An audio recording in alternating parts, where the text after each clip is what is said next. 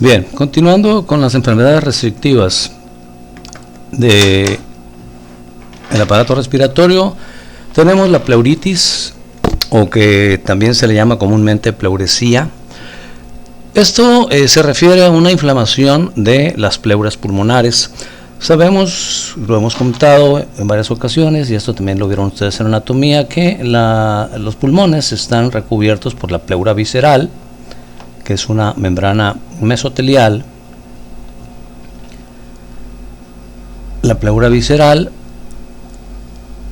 la envuelve, mejor dicho, a cada pulmón, tanto al izquierdo como al derecho. Y tenemos por otro lado la pleura parietal. La pleura parietal, que va a estar pegada, voy a cambiar el color, la pleura parietal que va a estar pegada a la pared torácica.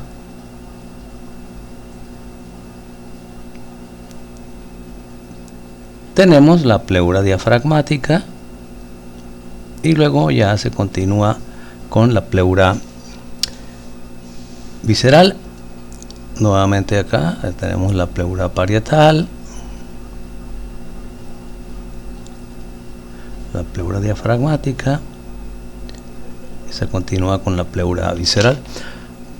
Aquí tenemos nosotros, normalmente hay líquido, el líquido interpleural, que es una cantidad pequeña, 15-20 mililitros normalmente, que tiene funciones, como ya dijimos, de protección, de lubricación, para que no haya frotes, no haya roce entre las pleuras, porque esto generaría dolor.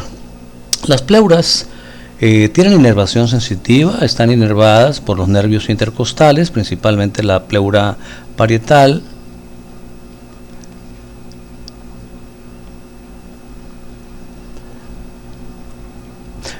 y la pleura visceral pues tiene predominantemente una inervación por los nervios frénicos. Normalmente el líquido interpleural, cuando inspiramos, es comprimido, y al comprimirse el líquido sube a la pared, o mejor, entre la pared torácica y la pleura visceral, es decir, sube en el espacio interpleural para lubricar el movimiento de los campos pulmonares o de los pulmones.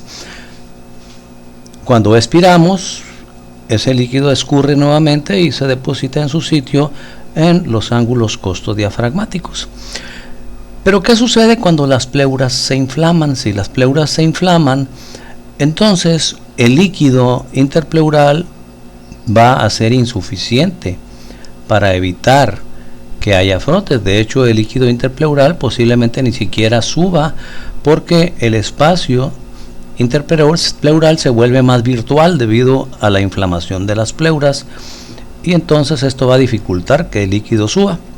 Y entonces en cada inspiración va a haber frote de pleura visceral contra pleura parietal, y eso va a generar dolor.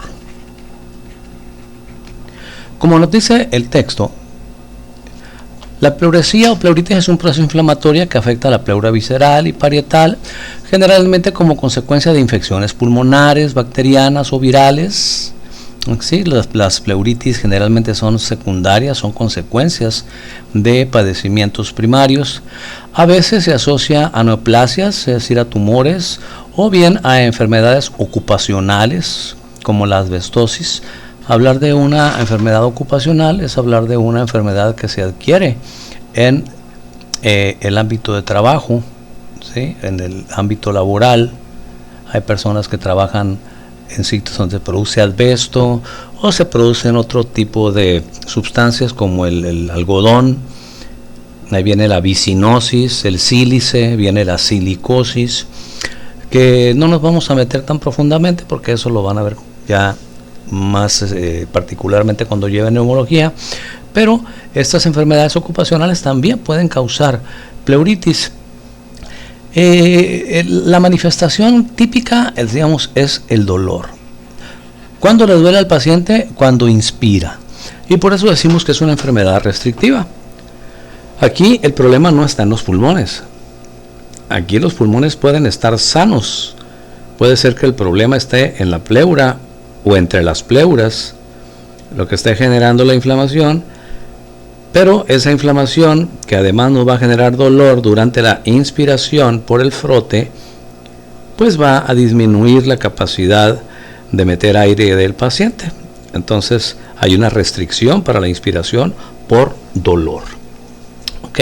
Es un fenómeno mecánico en este caso, generado por la resequedad de estas pleuras, y resequedad no porque no haya líquido, sí hay, pero se vuelve insuficiente. Hay ocasiones en que los frotes, los roces entre pleura y pleura son tan intensos que se pueden incluso palpar, pueden producir frémito.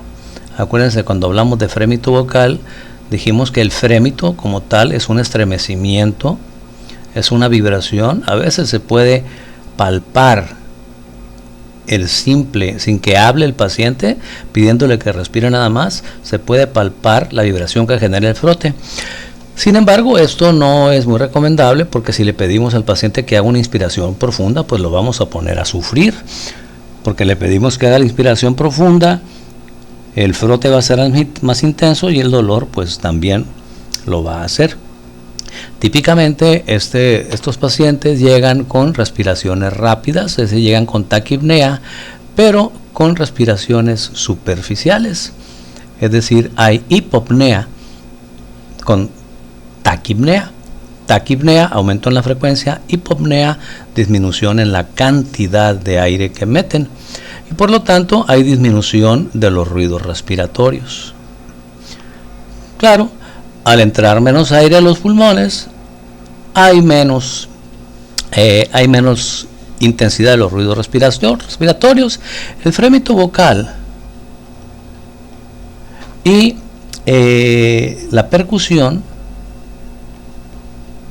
pueden estar normales, o puede ser que encontremos un frémito vocal disminuido por el engrosamiento de las pleuras, y en la percusión pudiéramos encontrar algo de matidez,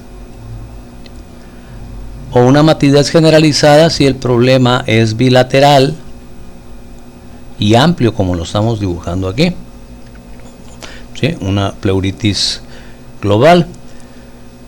En ocasiones la misma pleuritis genera que se libere más líquido de los vasos pleurales, de los vasos costales y de los vasos pulmonares, y entonces ese líquido finalmente llena, aunque estén inflamadas las pleuras, llena el espacio virtual, y el dolor, como por arte de magia, desaparece. Eso no quiere decir que el problema se haya resuelto. El problema de raíz persiste.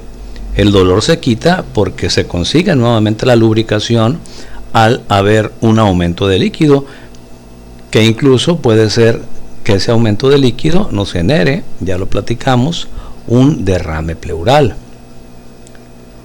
Y al haber un derrame pleural, ya ustedes recuerdan, pues que va a haber dificultad respiratoria, desde luego, va a haber restricción en la respiración, el frémito vocal va a estar francamente disminuido, ahora sí habría una franca matidez.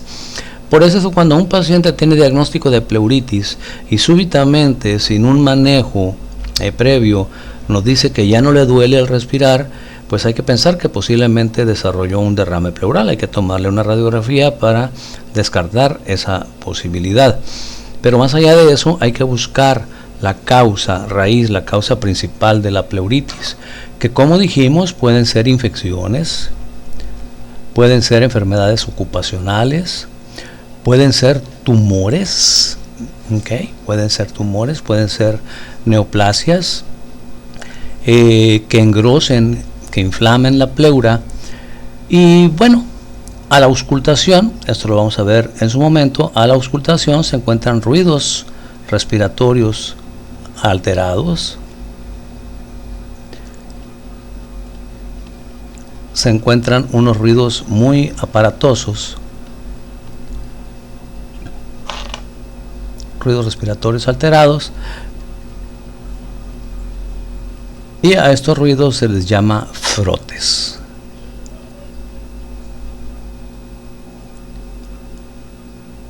¿Sí? Los frotes pleurales. Entonces tenemos la pleuritis. Cuando hay una pleuritis, insisto, hay que pensar en infecciones pulmonares, en tuberculosis, en infecciones virales. Hay que investigar dónde trabaja el paciente. Puede ser que los productos que se generan en donde él trabaja le esté generando la enfermedad. Hay que investigar bien la posible presencia de algún tumor. ¿Ok? Es decir, el engrosamiento de las pleuras puede ser el efecto más que la causa. Hay que buscar la causa y combatir la causa para que la inflamación de las pleuras disminuya, desaparezca y ya todo pueda volver a la normalidad en caso de que esto sea factible. El empiema. El empiema es la presencia de pus en la cavidad pleural. Y hablamos al principio cuando tocamos el tema de abscesos pulmonar, que fue uno de los primeros temas que vimos aquí en enfermedades restrictivas, que cuando hay abscesos pulmonares por tuberculosis o por otro tipo de infecciones parenquimatosas, si el absceso, acuérdense que un absceso es una colección de pus, es una colección purulenta. Si el absceso está cubierto por la pleura visceral, pues sigue siendo un absceso pulmonar, ¿no? La pus no sale hacia el espacio interpleural porque la pleura visceral lo cubre y se lo impide. Pero si se rompe la pleura visceral, entonces el pus o la pus van a escurrir hacia los sitios declives y nos van a formar estas colecciones que se llaman empiemas. Generalmente se ven niveles, en las radiografías se ven niveles hidroaéreos. Ver un nivel hidroaéreo en una radiografía es que ven ustedes una línea horizontal que nos marca el nivel del líquido que está abajo por declive, por gravedad, y de ahí, de esa línea para arriba, pues hay aire. ¿Okay? De aquí para abajo estaría el absceso. Un empiema también se le llama piotórax, pues es el resultado de la presencia de pus en la cavidad pleural, insisto, pus que muchas veces viene de abscesos rotos. Nos dice en el texto que se forma cuando el líquido acumulado en los espacios pleurales no es un trasudado, sino es un exudado purulento, procedente casi siempre de tejidos adyacentes infectados o traumatizados. Puede resultar como complicación de neumonías, de lesiones penetrantes, de neumotórax, de fístulas traqueobronquiales, los ruidos respiratorios, pues nuevamente aquí vamos a tener un fenómeno de barrera, vamos a tener pus que está en la cavidad pleural, pus que se va a interponer entre la pared torácica y el pulmón que vibra. Entonces el frémito vocal va a estar disminuido. A la percusión vamos a encontrar matidez. Los ruidos respiratorios van a estar disminuidos, obviamente, y el paciente pues además va a sentirse mal, ¿no? Imagínense, si tiene pus en el pulmón, si tiene abscesos pulmonares, pues seguramente va a tener fiebre, va a tener ataque al estado general, va a estar taquipneico, muy posiblemente traiga problemas ya o datos de insuficiencia respiratoria. Todo esto pues lo vamos a investigar en el interrogatorio y al estar haciendo la semiología, tanto en el interrogatorio como a la exploración de el paciente. Entonces, piotórax o empiema, acúmulo o colección de pus en el espacio interpleural. Y tenemos la tuberculosis. La tuberculosis pulmonar pues es una enfermedad crónica infecciosa producida por el bacilo de Koch, ¿sí? O llamado también Mycobacterium tuberculosis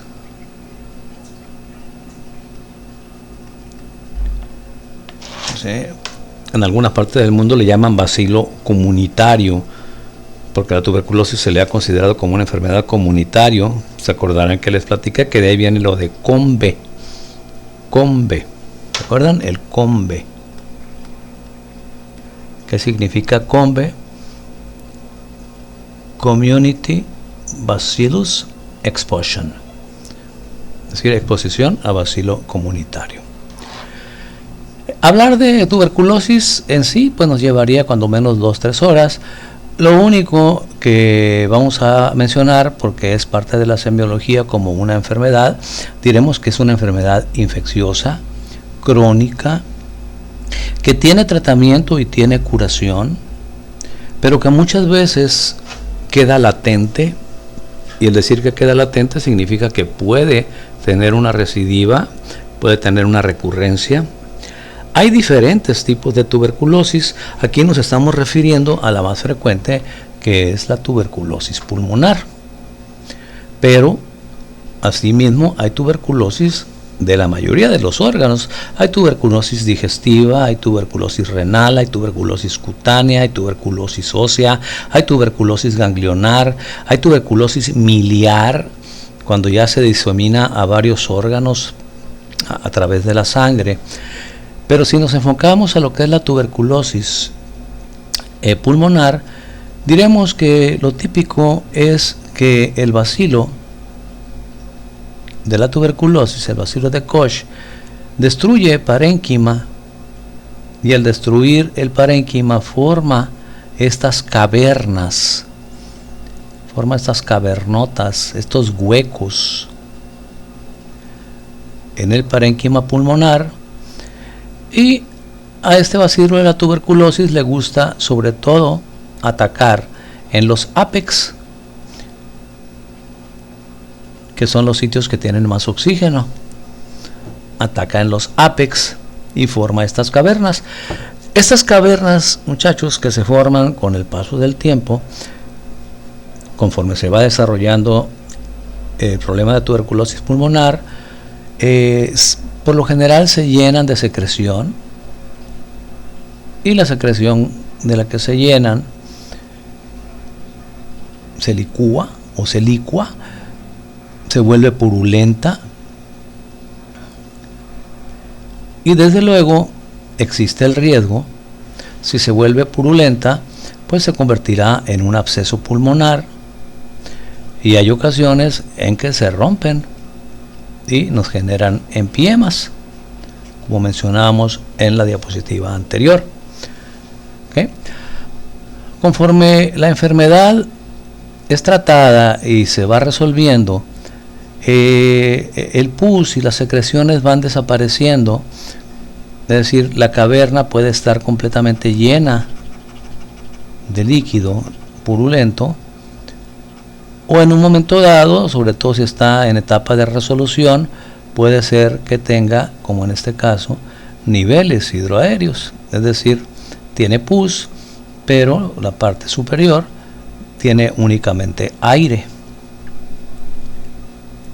¿Okay? Por supuesto que se pueden formar cavernas en la parte inferior, y bueno, pues el agente típico de la tuberculosis es el Mycobacterium tuberculosis, pero se ha visto que hay actualmente se ha visto que hay otros tipos de Mycobacterium que producen tuberculosis, que es una tuberculosis inclusive pues más seria, más complicada, porque no responden fácilmente a los medicamentos antifímicos, antituberculosos. Acuérdense que el término fímico se lo puedo escribir. Cuando hablamos de antecedentes fímicos, esta es F, estamos hablando de antecedentes de tuberculosis. ¿Okay? Entonces hay pacientes con antecedentes fímicos que se les da el tratamiento que puede durar de 9 meses a 1 año o tal vez más, y en muchos responden bien, Pero hay bacilos, hay Mycobacterium que generan tuberculosis y ya han generado también resistencia a los medicamentos que actualmente usamos contra esta enfermedad. No me voy a meter con tratamientos de manera profunda porque no me corresponde, pero sí que sepan ustedes que cuando hay un problema de tuberculosis hay que sospechar siempre cuando un paciente tiene tos, un paciente con tos, con expectoración,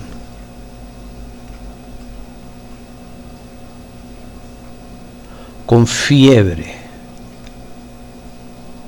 sobre todo fiebre vespertina,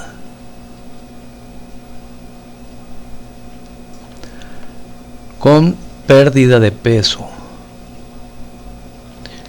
y astenia y adinamia, hay que pensar en tuberculosis. Es en lo primero que debemos de pensar. ¿Okay?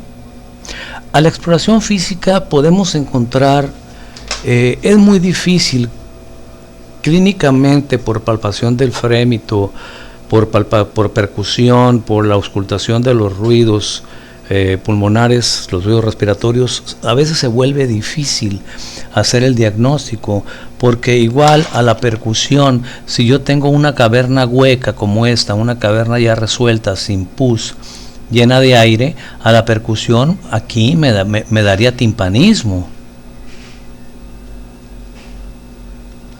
Pero si yo percuto sobre esta caverna que está acá, que está llena de pus, me daría matidez. Y si percuto por acá donde no hay cavernas, pues me va a dar un sonido claro. Si palpo el frémito aquí, donde está lleno de pus, como la pus está dentro del pulmón, como está dentro del pulmón, vibra junto con el pulmón y me daría un aumento del frémito vocal. Sin embargo, si palpo el frémito vocal yo acá, como aquí hay puro aire, la consistencia está disminuida, entonces el frémito vocal estaría disminuido. Entonces, pues, la semiología que podemos recolectar nosotros con la palpación, la percusión, la auscultación, incluso en un paciente con tuberculosis, no nos va a hacer el diagnóstico definitivo. Desde luego que tenemos nosotros un gran porcentaje de la certeza. Si encontramos ruidos extraños a la auscultación, si hay cambios dentro de los mismos campos pulmonares en lo que se refiere a el frémito vocal y a la percusión, pero sobre todo lo importante son los antecedentes.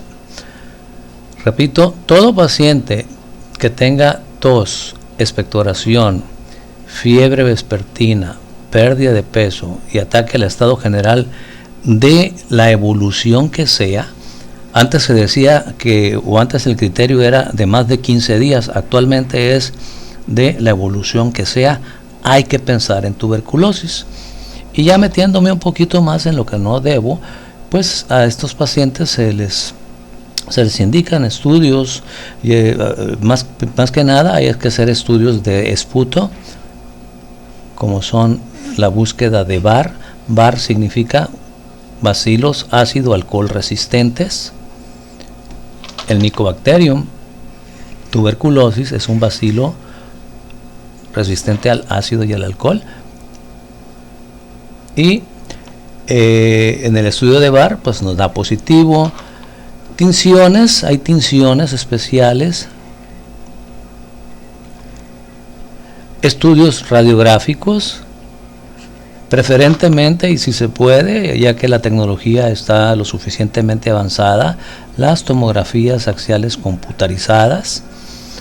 Nos hacen el diagnóstico radiológico y laboratorial porque, bueno, si el VAR nos sale positivo, que generalmente se deben de hacer 3 muestras, esto es lo que llamamos VAR seriado. Un bar seriado es que lleven 3 muestras en días diferentes, no 3 muestras de qué, de esputo. Pero hay que asegurarse que sea el esputo. Recuerden que el esputo son las secreciones bronquiales, que no sea saliva, que sea el esputo, las secreciones bronquiales. Hay veces que hay que sacárselas, ¿no? con algún instrumento, porque no saben expectorar los pacientes. Entonces hay que hacer la búsqueda de bacilos ácido alcohol resistentes. Las tinciones, la tinción de Ziehl-Neelsen es una de las más comunes, que más se utilizan, y invariablemente se tiene que tomar la placa de tórax y una tomografía de preferencia para que nos haga el diagnóstico. Aquí ya la tomografía pues nos hace el diagnóstico ya auxiliar, no nada más clínico.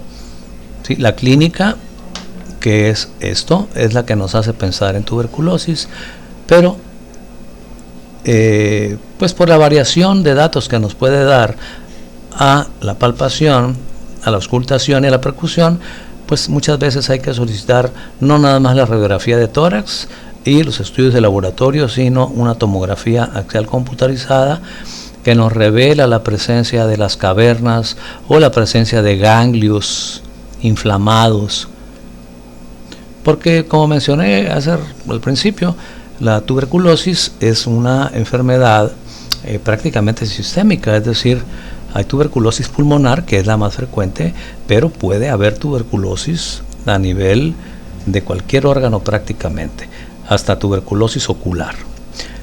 De hecho, la BCG, por si no lo saben, la BCG, que es la vacuna, la BCG es por Bacillus calmette-guerin, okay, Bacillus calmette-guerin, calmate-guerin, se le conoce como BCG, que se pone normalmente al nacimiento en el bebé.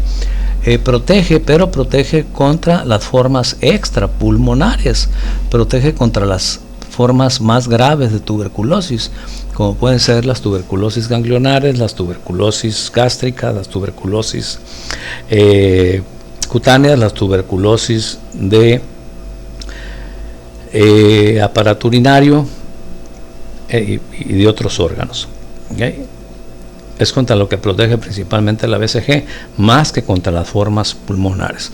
Por lo general, la inmunidad la adquirimos cuando entramos en contacto con el bacilo y nuestras defensas, nuestro sistema inmunológico lo neutraliza. ¿Okay? Desde luego que los anticuerpos que tenemos ya por la vacuna ayudan, pero no son absolutos. Cuando nosotros tenemos la primoinfección, que es cuando recién entramos en contacto con el bacilo de la tuberculosis, por lo regular es nuestro sistema inmunológico quien detiene, controla al bacilo para que no se desarrolle la enfermedad. Una cosa es que tengas la primoinfección y otra cosa es que tengas la enfermedad.